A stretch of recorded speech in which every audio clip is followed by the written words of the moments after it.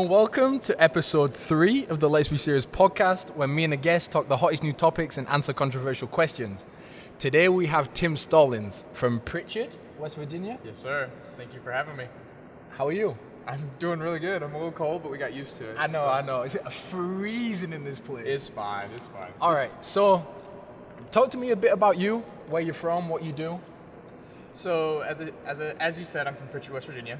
I was originally born in Atlanta, Georgia, but when I was 2 years old, my parents moved back up to West Virginia because that's where our family was originated from. Nice. I was homeschooled for all 13 years of my high school, I guess high school and elementary education, which is really nice and one of the best decisions my parents ever made. And then I decided I wanted to go to school out of state, so I found Findlay, and I decided I wanted to major in business. So here we are, about a month away from graduating, and 4 years into the swimming program, I got one more. So we'll see what we can do, but yeah.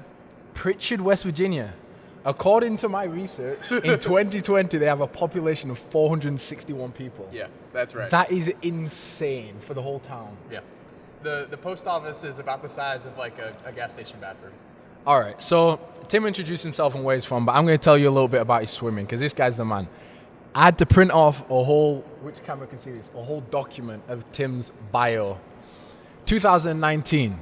Named GMAC Athlete of the Year, voted first team All-Conference, named GMAC Freshman of the Year, swimmer of the meet in the GMAC meet, honorable mention in All-American for a 200 relay, first team All-American in 100 butterfly and 100 backstroke. That's all as a freshman. Then, 2020-2021, won a national championship in the 100-yard butterfly, finished as national runner-up for a 100-yard backstroke, earned NCAA Division II All-American honors for butterfly and backstroke and freestyle, and was voted the GMAC Athlete of the Year. Wow. And then last year, GMAC Male Scholar Athlete of the Year, which you were named again this year. Yes, sir. And that's for the whole of the GMAC All Sports, and was also the GMAC Athlete of the Year, Championship Athlete of the Meet for the GMAC Meet, earned All-American in 50-yard freestyle, 100-yard butterfly, 100-yard breaststroke, 200-yard medley relay, 400-yard medley relay, 200-yard freestyle relay, and helped the team to the highest finish at Nationals. Wow. What about? And then this year, he is now the number 2 in the nation for The 100 backstroke. 100 backstroke. Yep. Safe to say the kid can swim. He's not a drowner. Let's say that. Kid's not a drowner. He's not like me. But that's pretty awesome. So how's college athletics been going for you? It's been going really good. I mean, I think every year's different, as I'm sure. Let me angle this towards you. Sorry. No, all right. It's a very relaxed podcast, so we switch things up. So go ahead. No, it's been really, really good. I mean, as I said, I was homeschooled growing up, so I didn't do any high school sports. Yeah. I just did club, which was kind of smaller. Our club was like less than 10 people. And so coming into college athletics and being immediately part of a group of 30 to 40 people, and now it's grown to 60 people, it was a huge atmosphere change. It's like half your hometown. No, literally. So that adjustment, I'm sure, was big. And like for me, Findlay's not like a big town compared to my hometown. No. I bet for you, it's massive. It was, yeah. I mean, I live, like, there's Pritchard, which is like, as you said, it's like 461 people, something like that. Yeah. And I think it's going down, which is crazy because somehow it's pretty close to rock bottom as it is. There's going to be one lone survivor left at the end of it. It's going to be nuts. Just one man holding down the fort. Hey, it's working, obviously. Exactly. No, but I live like farther out in the country, so we're pretty secluded when we want to be. Like obviously we have neighbors, so growing up, like I had that freedom and kind of that independent. Like I didn't have people around me, but the change to coming to Findlay and seeing people everywhere was different. But like I mean, it wasn't crazy. Like I'm not someone who's close to change, so that was nice. It was fine. Yeah. It took some getting used to, going from being homeschooled to like having college classes and quite the change. Yeah, the biggest was just like getting to a class schedule. Like I can imagine. Because like when you're homeschooled, like you don't you have like a set thing to do each day, which I did. Yeah. But it's like if I felt like starting an hour later, I started an hour later. Yeah. So the biggest adjustment in the classroom was I bet that was nice. Holy. it was really nice. Oof. It was really nice, and Yeah. I didn't have to go to school for 8 hours a day. Yeah. And I still, I graduated high school, which was really nice. I kind of flexed on my friends a little bit because it's Yeah. like, you did it for 8 or 9 hours a day. I only had to do it for like 3. Yeah. And it shows Scholar of the Athlete of the Year, so you've got the grades, so you did something right. Or your parents did something right. They raised me really well. Yeah. They raised me to work hard at it. So Yeah, that's what it's about. a lot of what my knowledge and what I know is because of my parents. So. That's awesome. That's awesome. So, growing up, did you play any other sports? I did. Yeah. I started out baseball, which I feel like is kind of I don't want to say stereotypical, but I feel like it's typical for people to start out in baseball. Yeah, it's definitely an American stereotype. Yeah, I was gonna say it might be different in England, but Yeah, in yeah. baseball, I feel like that's like the gateway. You kind of start Yeah. with baseball or soccer, maybe, but either baseball, soccer, or football. I started with baseball. As I got a little older, I did some track. I did track a little bit. What event did you do? Oh, I wouldn't say I did it because I wasn't very good, but I did the 800 and the mile, 800 and the 1500. Boy, too It was- far I was- far for me. It was very slow. Too far for me. Very slow. Hey, as long as you make it, that's what's impressive. Yeah. I did tennis for a little bit. I actually thought I was going to be a tennis Nice. player. I like tennis. Tennis is good fun. Only when it's sunny. Yeah. That's why tennis is like a hobby. Tennis is like golf. Yes. I really like golf when the weather's nice. Yes. But I couldn't do it full time because you know how it is. You have to work in the off season. You have to grind. You have to work out. And like the times when it's raining, I don't want to play golf in the rain. I don't want to play tennis in the cold. Yeah. You know what I mean? So like I could do it I love them both as a hobby, but I couldn't do them as a sport. No, and that's like I'm not good enough to just enjoy golf if I just went out on the weekends. Yeah. Like it's tennis both, but like you mentioned golf.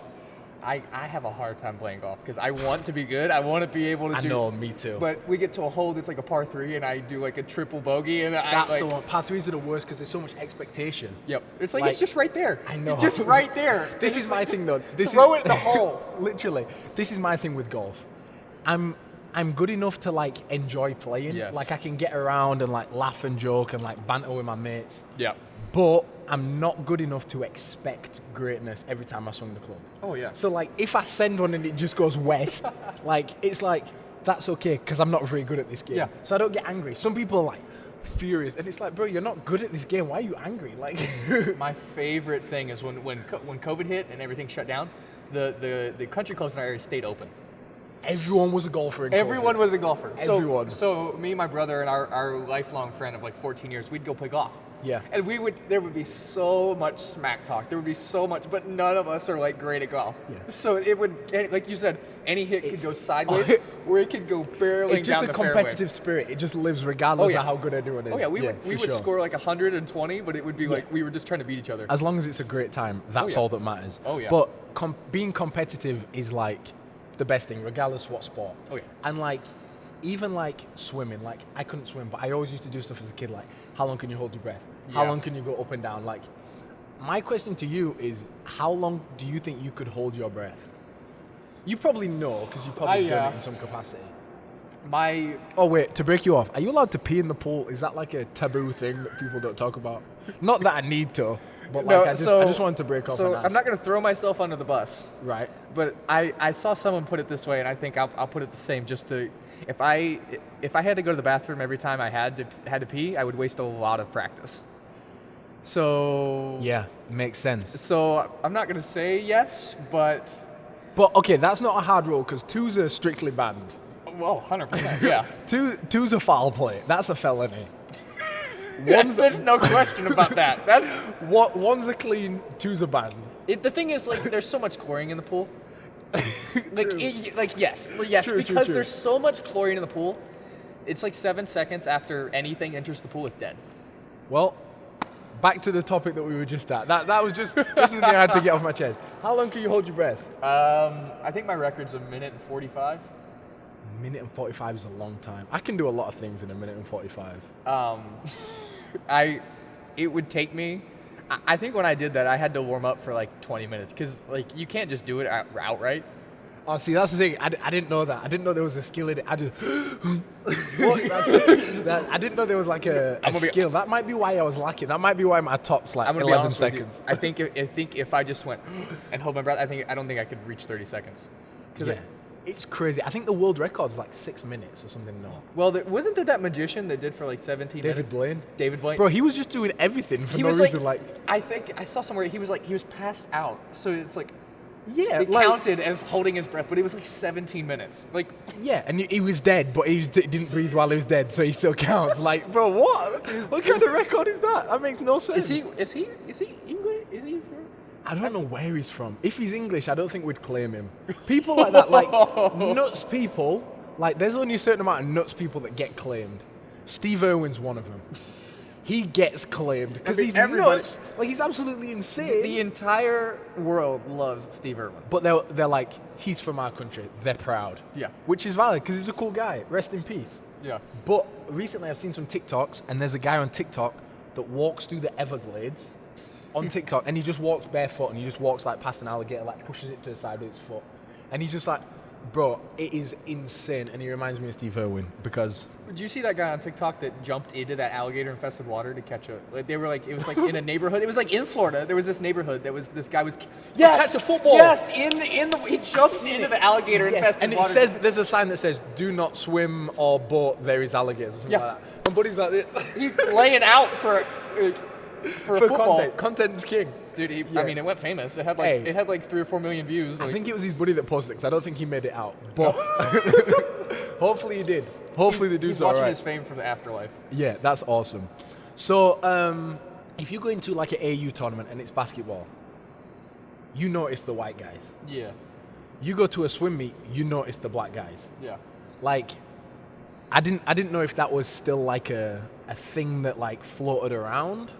So I think like, I mean, you make a good point, and I think like swimming is a predominantly like white sport. Yeah, I think there's no way around saying that. No. But it's becoming like you said, Lamar. Like, there are successful, black men and women in this sport that have absolutely gone to the highest levels of their sport. And that's something that the sport of swimming is working on, is taking water lessons and water safety to those communities and allowing it to become a more diverse sport. Because I think that's the main thing. I think it's culturally not a thing you do in those like environments, whether it's your neighborhood, whether it's your friends. Yeah. Like, black people, they play basketball, they play football, they run track. You know what I mean? That's what they do. Yeah. And like more, it's not necessarily the science behind black people can swim, white people can't. No, or like vice versa. But I just think it's like a cultural thing. There's a ton of, and like I said, a lot of those advocates for that are the black men and women that have made it to the top. Like Colin Jones, who's an Olympic gold medalist. Wow. He's a big advocate in helping black communities learn how to swim. Yeah. So they're doing clinics every month, every couple weeks, and going around the country, around the world even, just helping communities learn how to swim, because that's the biggest thing. Is 100%. Water safety. Yeah. So, funny story about water safety. I was like one of the only kids in my school that failed personal survival. I don't know if anyone knows this, but there's only like 10 people that watch my podcast, so I don't really care. I'll expose myself right now.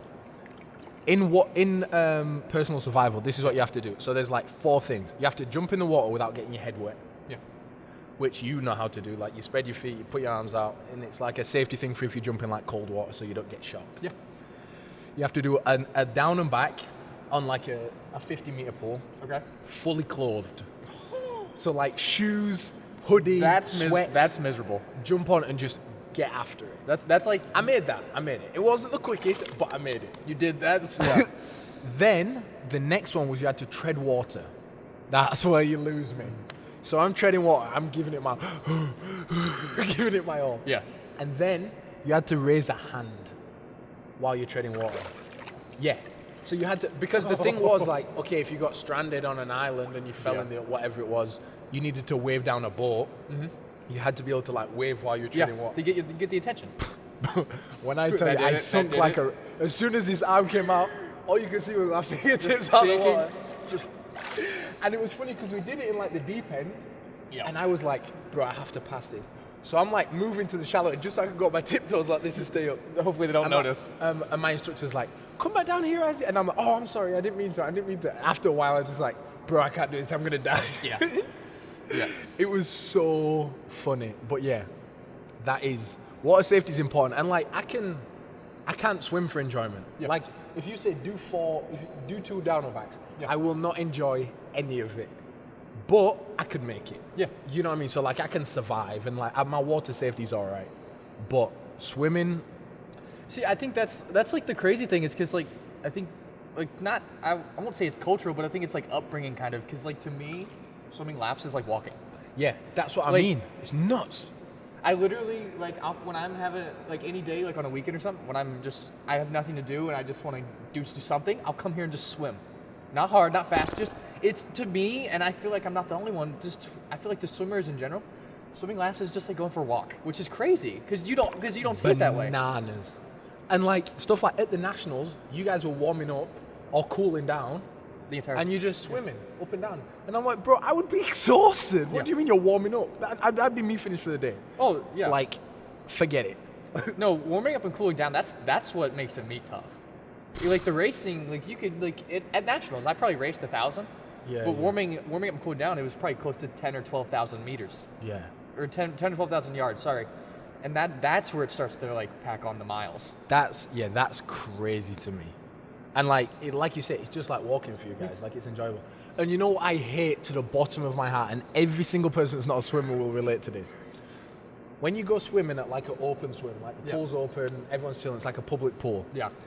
And you, like, say to yourself, all right, I'm going to get, like, a couple down and backs in. Yep. And you go, you're like this on the side of the pool.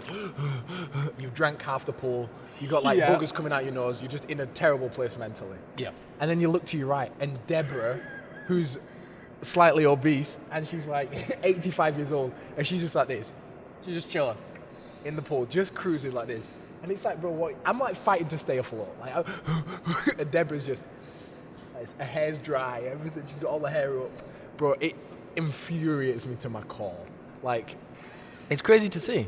It's impressive. It is. It's swimming is one of those things. Once you do it and once you start doing it, you'll always be able to. Yeah. And that's one of the like riding a bike. Yeah.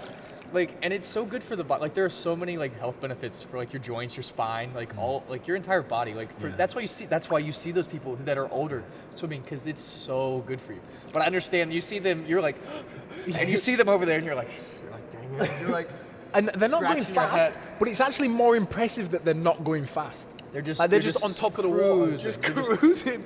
It's like it's bro, just like a slow stroll down the street. You see the car going, and it's just like, it infuriates me to my core.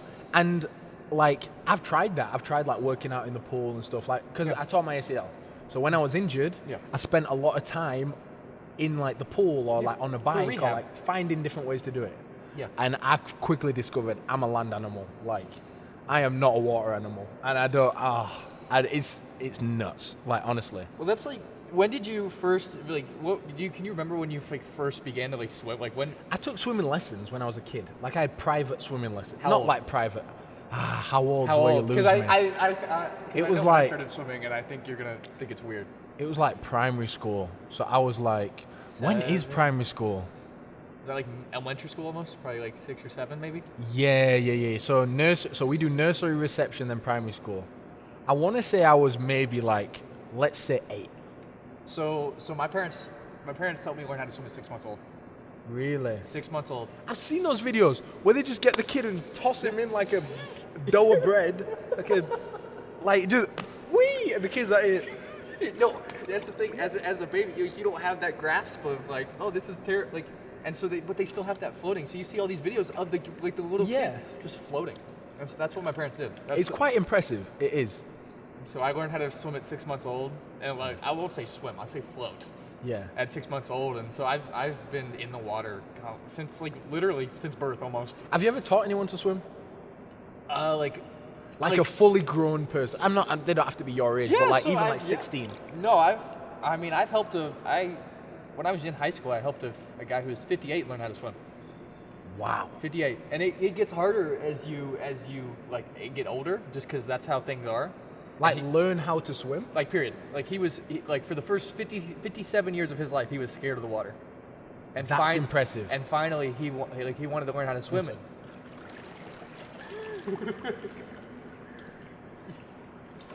Wait. You making a move? I wasn't gonna do any swimming. I don't know if I let you down. I just needed to pee in the pool. I didn't want to do it next to Tim. It was a respect thing. I thought that. But yeah, go on. So this old guy. so he had gotten in the water. So Right. I didn't like necessarily tell him or help him get in the water. But I met up with him at the Y several times, and he wanted pointers and wanted help. And so I watched him learn how to swim at 58 years old, which was awesome. Because I think that it's better late than never, and to see somebody learn how to swim at 58 years old was incredible. I think the thing that's impressive about learning to swim at that age is, okay, once you get to the age where you're not in your physical prime, it's even more impressive. But even at my age, say I was learning to swim, the biggest thing is the mental side. Oh yeah. Because as a kid, you don't comprehend fully even death. You don't comprehend it. No, you don't. Even the concept of when you go under and you run out of oxygen, you're not going to be here anymore. Yeah. You get to an age. Your timer is ticking. That's what I mean. You got 2 minutes. You don't get that as a kid. So No. you just try stuff. Yeah. And you say, and This you know this how be to cool. swim. So if you say, all right, we're going to learn how to swim today, go out there and just kick your legs. It's probably going to work. Yeah. But as a fully functioning, comprehending human, I say to myself, if it doesn't What if it work, doesn't? Yeah. I'm stuck out there and I'm in a lot of trouble. It's 13 feet deep out there. Exactly. It's a lot of But, room. as a kid, you're just sounds good, let's go. Yeah. So I'm sure it is easier to teach kids, but Oh yeah, and we do we do swim lessons here, Yeah. to help raise money for the community. So that was the one of somebody that I've taught that was on the older side. I've got a pretty little bit of cool. a range. Yeah. that's pretty cool. So getting off swimming, one thing I know about you, soda. Kid loves it. Kid loves it. Tell me about it. Oh, I am a Dr. Pepper fiend. I love Dr. Pepper. My coach makes fun of me because my freshman year, I made the comment of, you guys don't want to see me if I haven't had my Dr. Pepper. It's like coffee. To me, yeah. Yeah. Yeah. It's I just like it. And people think I'm crazy, but I know there are worse things, so Dr. Pepper. 100%. There's much worse addictions, yeah. But that's crazy. So is it just Dr. Pepper? Dr. Pepper's my favorite. I mean, I like soda in general, which is I think what I get picked on for the most. But I'm pretty avid about Dr. Pepper. But I like Sprite. I'm a big fan of Cherry Coke, which is Cherry Coke's not bad. I don't which mind is Cherry Coke. weird. I don't like regular Coke. I that just is like weird. cherry. Okay, do you prefer Pepsi or Coke? Oh God, Coke. Really? I do not like Pepsi. Oh, I prefer Pepsi. Pepsi guy. You're a Pepsi guy. Yeah. It's much sweeter. See, that's what I don't like that about it. I Yeah. taste it. It just tastes like syrup to me. Really? Yes. Okay, that's valid. Some people have that thing that's this is too sweet, I can't eat Yeah. it. That's- There's nothing that's too sweet for me. Really? Yeah. I've got a So are serious you a problem. sweet tea guy? No, that So there is something that's too a sweet. cultural violation to me. Really? Because you guys get tea, you make it cold, that's already disrespectful. And then you throw all the sugar in it, that's disrespectful. Really? And then you throw a lemon in it, that's disrespectful. It's just a lot of disrespect. However, Arnold Palmer, I'll let you off the hook. That stuff is gas. Is it good? I've never Arnold had Palmer's that. are gas. But the whole sweet tea, unsweetened tea, no, it's a bit culturally disrespectful. I would say you don't have to be mad at me. I don't drink any of Yeah. it. I'm Yeah. not a sweet tea guy, but Yeah. I feel like people on the team there love sweet tea. I'm like, I can't get on that train. So where did it start? Where did the addiction, where did you become an official Dr. Pepper addict? When in your life did you realize, I can't go out without this stuff? Oh man, I mean, I can go without it. When we get here for the school year, I cut it out. Tim was on a cleanse. The other day I was, we was on the you know, the bus, funny thing is, I know and the he was day. looking at his Dr. Pepper and he was like, oh, it's been so long. August 10th.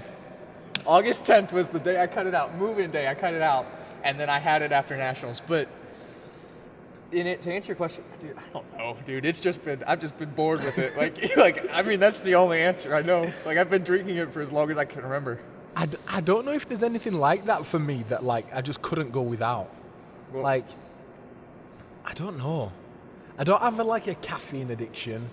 Yeah. You know what I mean? I feel like smoking, caffeine, alcohol are the three yeah, common yeah. addictions. I mean, I'm not I like it, I want it, but I don't have a problem cutting it out. Yeah. Because I've cut for all 4 years that I've been here, I've cut it out the entire school year. Because I know it's better for me if I don't have it. Yeah. So like I get to school and I'm like, I'm done. And I cut it out until after nationals. So you're in control with it. Oh, so yeah, it's something you 100%. can laugh about. It's not something you... Oh, no. That's why I'm laughing about it. Yeah, otherwise I wouldn't have brought it up. Yeah. Yeah, if it was like a genuine thing that like kept you like locked away in your room if you didn't have it, like... But yeah, no, not at all. No, I'm like, I just don't feel like having it today. So if someone said you can keep drinking soda, but it can't be Dr. Pepper, what would your go-to soda be? Sprite. Sprite's a great soda. It's so versatile. I like it, and it's like, because you can add flavor to that, and like much every flavor is good. This is the thing. Sprite great, and Sprite... I've never had Sprite grape. So grape Sprite and like, let's say mango Sprite, Sonic, fire. You can like... Those two things taste like completely different drinks. Yep.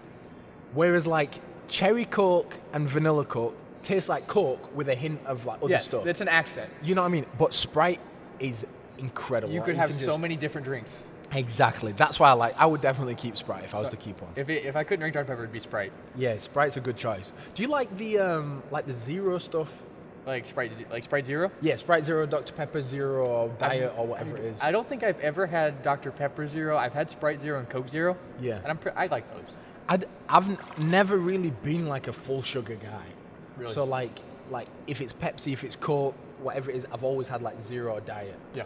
And like not because I'm like particularly concerned about my health. Just like it better. Just taste. But like it's just what I've always had. So Okay. like people are always like, oh, I don't like the taste of Diet because they've always had the full sugar one. Yeah. You know what I mean? But like for me, that's just like normal soda for me. So like I don't really see it. You're like the other way around almost. Like Exactly. You've always had the diet, so it's like the regular tastes weird because you've had the diet. Exactly. Yep. So let me ask you this, and from what you've just said, I feel like it's an easier question for you to answer than I thought it was going to be. Yep. Would you rather never swim again or never drink any soda again? Oh, I would rather never drink any soda again. So when I was thinking that question, I was like, that's going to put him in a tricky spot. Everybody's like, oh, he's so addicted, and I'm like, guys, like I'm not. Imagine if that was actually like a... No, it would 100% no brainer. Never drink soda again. I love this too much. I can go without the soda. The good thing is about swimming, I guess, is you can genuinely swim for the rest of your life. Oh yeah. Like you said, that's why we see those people Yeah, that are exactly. 85 years old swimming back and forth. Like basketball, you can play some form of rec basketball till you're, let's say, 60. It's harder on the body.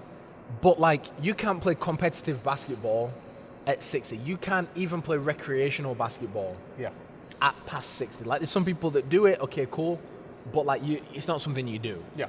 But the good thing about swimming is you can do it from, like you say, 6 months old all the way till you die. Yeah. Like, you know what I mean? And it's it's quite impressive. You can croak in the pool. Yeah. Like I mean, same as golf, I guess. It's oh yeah. Yeah, it's pretty impressive. That was like I said, we would go out with my buddies. We'd see these guys that were really old.